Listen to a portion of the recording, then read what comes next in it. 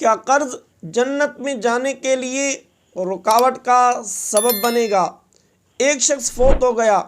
اس کی اولاد چھوٹی چھوٹی باقی رہ گئی، اس کا بھائی اس کی اولاد کا نگران بن گیا،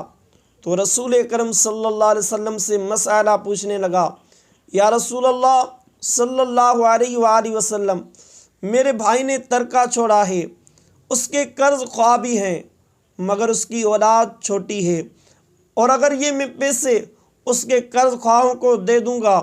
تو اس کی اولاد کا کیا بنے گا؟ تو رسول اکرم صلی اللہ علیہ وسلم نے ارشاد فرمایا،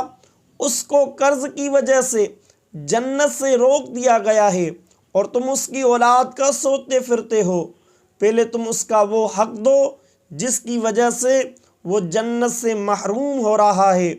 اس کے پہلے قرضے پورے کرو، اس کے بعد اس کی اولاد کے سہارے بھی بن جائیں گے۔ یعنی اس حد تک کہ اولاد کے ہوتے ہوئے سرکار مدینہ صلی اللہ علیہ وسلم نے ارشاد فرمایا، پہلے تم اس کا قرض ادا کرو جو اس پر لازم ہے، تاکہ وہ چیز جو جنت میں جانے کے لیے